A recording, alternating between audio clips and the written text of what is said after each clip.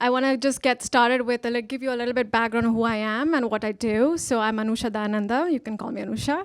I'm the software development manager at Shutterstock for a backend engineering team called the Content Pipeline. And Shutterstock, those of you who know or who don't know, I want to give you a little bit background on who we are. So Shutterstock is a content provider, so you can license images, videos, photos for personal and commercial purposes through our native apps and website. We've been around for 16 years. We have about 1.7 million customers around the world. We have about 1 million contributors around the world who contribute their content, images, photos that they've taken around the world that they want to license. And we have about 330 million plus images and counting. It just grows every day. And we have about 17 million plus videos. So all of those content goes through a pipeline, and that is through we ingest. So it goes through the team, my team, and we ingest all of this awesome content into Shutterstock. I also have a background in healthcare technology. So prior to Shutterstock, I've been working in healthcare technology for about 8 years, and basically innovating and making patient data collection easy, as well as reporting easy at federal and government level, and hospitals across the nation. So with this combined experience, I want to give you guys a overview of what gaps I've identified when product design and engineers collaborate. And I want to give you guys an overview and give you some tips and tricks of what you can utilize on a daily basis to make your work easier and collaboration much better. All right, this is a brief agenda. So we went over the introductions. I want to walk you guys through all of these topics with an example and some best practices. All right, so I know this question was asked in the beginning. I was sitting right in the front, so I couldn't really get the count. So how many of you are product managers, product owners here? All right, so we have a few. And design? All right, and engineers? Awesome. So, and how many of you feel, this is a question targeted towards product and design team, speak to engineers on an everyday or a regular basis? Cool. And do you often feel that you all speak the same language? Never? Okay, so that's why I'm here. I want to give you guys how we can bridge this communication gap that we have and how to make this more easy for all of you from an engineering perspective. So I want to give you guys some background of how I see this trio. I'm going to call this the trio. So from my perspective, a product team is basically someone who creates an idea, who has an idea, and they figure out what to build, why are we building this, and for whom are we building this? And from my perspective, design is someone who humanizes that idea and humanizes the technology. How do we humanize this? How do we make this work, look better, for better user experience? And the engineering is the third aspect is what I feel most of you think that engineers are just implementers, builders, timeline providers, effort estimation providers. Okay, so we're back. So the last part I was saying, so what do I think that most of you think of engineering? So we are just here to build, write code, implement, and according to specs, according to requirements, and we give you timelines, and we give you effort estimation. This is what I think most of you think of us. But I want to focus on the last part, that we are just not that. We are more than that. And I want to give you an insight of what additional value, apart from all of these beautiful things that we do, make the product happen, what additional value do we bring, and how you can leverage those additional values. So I'm throwing out a bunch of technical jargons. I think most of you have know or heard this. You probably understand what this is. So what does engineering do? We consider many things. So when a requirement comes, when a feature comes, when the product team comes, or the design team comes to us, We not only think about infrastructure, we think about performance, we evaluate risks, we think about stability of the application, we think about reliability, consistency, so on and so forth, and of course, security. So many things. Imagine that one request turns into so many things in our head. But what do we actually do? We are just not thinkers of that slide, the bunch of things that I put there. We're more than that. We are problem solvers. Think of us as someone who has solutions. We're not just timeline providers. We just don't provide efforts and how long it'll take to build this. We actually provide insights to short-term and long-term possibilities. We also we are technically your insurance policy because we can think and see the future. We know exactly how the architecture is. We can predict what can come next. So utilize this. And because we have all of these insights, we can actually provide multiple options, and we are problem solvers, right? We can provide multiple options to solve the same problem.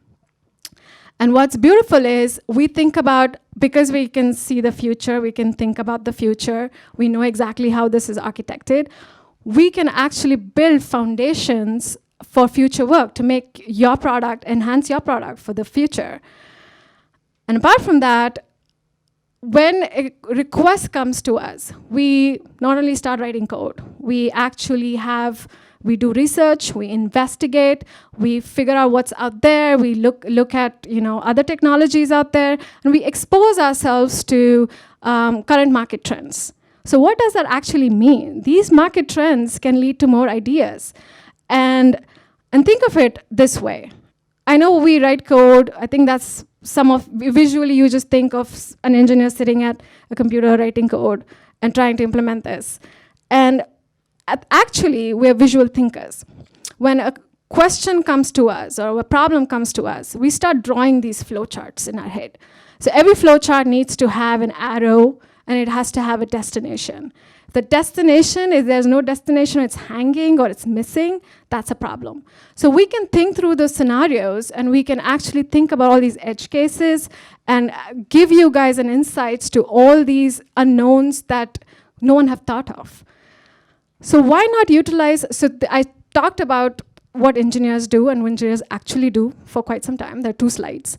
Why not utilize this amazing information that we have? We already have all of this earlier on. And think of this as we are a gold mine of information. So more you tap into this gold mine, more it benefits the product, the features that we're developing, the future that your product is looking at. So tap into this gold mine and come to us as soon as possible. And that is the key here. So apart from this amazing information that we have, the value that we provide, additional value that we provide, tap into this information as early as possible. That's the key. Because the more information you are empowered with, the better results, the faster we can think through issues, and faster we can implement and deliver and ship a product. Because to be honest, it's very cliched. We always talk about, okay, devil's in the details. That is true, but devil is actually in the details. Again, more details, more information that we provide to you, the better your product, your ideas, your designs are. You're equipped and empowered with all these information that you can negate or solve all these, or think through all these issues and problems earlier on. That's saving time. So we want to focus, we want to give you guys all of this information because you can minimize any issues with loss of time. And if you lose time, you rework, you duplicate work, and at the end, we lose momentum. And we don't want to lose that momentum. So more information to you and more information to us, we can eliminate all of these problems. I want to give you guys a simple example. One of the examples that it occurred to, we were in. And using this example, I want to share some insights and some lessons that we learned and that we actively practice. So I talked about contributors. So we have about 1 million contributors across the world. What is a contributor? Anyone is a contributor. You can be a contributor. So you can sign up on Shutterstock, upload your images, Maybe someone likes it, someone wants to license it, and they can buy you, download your images and pay you. So contributors constantly upload images, videos, their artwork through our site. So this is a very common thing. So a lot of application out there, whether it's in a healthcare system or whether it's a system like Shutterstock, image and stock photos applications. When an application accepts a file, whether any form of file, it undergoes some rigorous, or we implement some rigorous validation. We want to make sure that the file is in the correct format, it's not big, it's not small, it meets certain standards. So this way we only provide quality images, quality videos to our customers. And our application validates, it displays a bunch of beautiful messages on the screen, which is user-friendly. So everyone, contributors who don't understand how applications work, can understand their problems with their file and problems with the images. So they can go back, correct it, and retry. So we want to make this entire experience, this life cycle, as easy and as user-friendly as possible for anyone in the world who speak different languages. They can understand this in simple terms. So this is how the messages on the screen on the web looks like, and this is how on the app. So I said Shutterstock has an app, and this is how these beautiful messages look like. So what was the problem? So how did this? So I'm going to take a step back, and I want to give you guys a history of how this came to be. So back in the day, we had, so the web team came up with this beautiful idea to enhance some of these validations. They wanted to add more. They wanted to make it even robust. And they came to, the web team decided, had an idea. So they had a bunch of new things that they wanted to add. They had a beautiful prototype built and through the design team. And they packaged it, had this wonderful idea, and they came to the engineering team, which is our team. So within a few minutes, we were able to identify that there are some concerns. We were able to identify immediate concerns. The concerns were, even though it's as simple as it looks, the web team was already equipped to do this. It was already available. All they wanted to do was enhance it. The immediate concern that was the native app team was not really equipped. They didn't have the architecture, they didn't have the foundations to implement these validations. And this was a problem. So eventually we immediately concluded that it is important to get all the stakeholders as soon as possible so we can all meet together and discuss this. And we also talked about a second concern that we have, that the fact that the native apps didn't have this architecture, they also, even if they wanted to bring themselves on this project, they had to modify their entire architecture so they can be consistent. So this was the second problem that we identified. So we realized, the entire team realized, the product team, this beautiful package that they realized that it had to change because the estimation, the timelines varied. Now we have 2 different platforms. We want to make sure the user experience is consistent across 2 different platforms, and we want to make sure that the communications with all the stakeholders happen as early as possible. So we got together and we decided, of course, we discussed this problem as a team. We decided that our team, which is the content pipeline team, would develop a new helper service to help the native apps come on board as quickly as possible. So the difference was the web app wanted to pull the error messages from it, and I'm going to use the pull and the push model. So they wanted to pull the error messages to their platform versus the native apps team wanted a push model. So we were able to accommodate both and have a modified service to help the native apps team come on board as quickly as possible. So this small request from a web team just expanded in scope, and we were able to identify these concerns and issues earlier on, and the entire stakeholder, all the stakeholders were on board. They understood the caveats, they understood the issues, the concerns, and even the solutions. And they adjusted their expectations and timeline. So based on this experience and example, what we learned from this was we really want to help you or help everyone build a bridge, the gap that exists, the communication gap that exists between the teams, the trio, the product design, and engineers. So some of the key lessons learned that I want to share with you is the trio has to constantly meet and communicate as early as possible and as frequently as possible.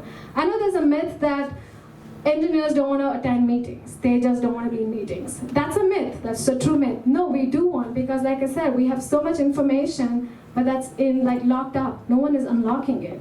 So please communicate. Bring us on board as soon as possible and have an open discussion. Don't package your ideas and prototypes. Don't waste time. Just bring us on earlier on. Come to our engineers. Go to your engineers. Talk about this issue. Talk about the idea, and see what solutions they have, what options they have, or even the concerns they have, and leverage that information back into your own work and tweak it. And ask yourself, the second best lesson learned or best practices that I want to share is ask yourself if the feature or the product requirements have taken engineering aspect into consideration, and if not, make it a mission to get those answers. So remember the two slides or the first slide that I showed, a bunch of technical jargons. Think if your design, your feature, your idea, your prototype has taken some of those into consideration. More you tune into the way we think, more you can make it easier for yourself and save your own time. So this way, when you come, you're more prepared, or when you come to these discussions, you can think like how the engineers or the issues or concerns they already would have raised ahead of time. And at the same time, learn to think like an engineer. So like I said, we are all about flowcharts. We're visual thinkers as well. Try to draw a flowchart. So start with, okay, what happens if A clicks this button? What should he do? What happens if this is a native app? What happens if he jumps between his web app and native app? These are the things that we think through constantly. So start just drawing. And same way, help engineers understand your world as well. So like I said, it's not a myth. We do want to understand you guys. And try to expose us to the front lines, to the customers as soon as possible and more often.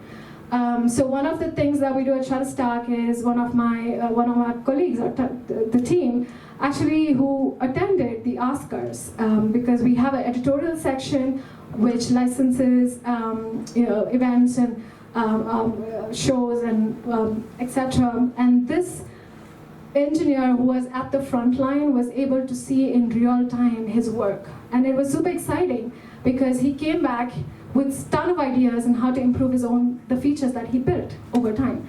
So this exposure really trains us or helps us think through certain scenarios or issues and certain scenarios that you guys are thinking about. And like any bridge in the world, the ideal bridge, it has to be a two-way bridge. There's no point in having a one-way bridge. So be open to ideas and thoughts from anywhere. So idea doesn't have to come from a customer, I get it. And it doesn't have to be a eureka moment when someone's thinking about it. But these ideas, like I said, can come from an engineer as well, because of all those things that we are exposed to. So just help us help you. And so typically, from my perspective, product goes to design, they have this beautiful package, and they come to engineering, and they want us to build. So let's not think that way. Let's make this more like an osmosis process, like continuous process. And this way, the benefits from this model is we eliminate duplicative work, so you guys, product design they don't have to go back to their desks and reinvent the wheel, which saves time and effort. And there's consistency of user experience across all platforms, so we keep that in mind. And we have realistic time frames, and we give you effort estimation is more probably realistic, and everyone is on the same page. And we ship successful products, like I mentioned. We leverage, at the end of the day, we leverage every stakeholder's expertise, which results in a happy workplace. Everyone's collaborating, everyone feels that their ideas are being heard, their voices are being heard, and we finally get to speak the same language. Once we go through this osmosis process, learn from each other, expose each other to each other's work, and we can truly be agile in that methodology. Yeah,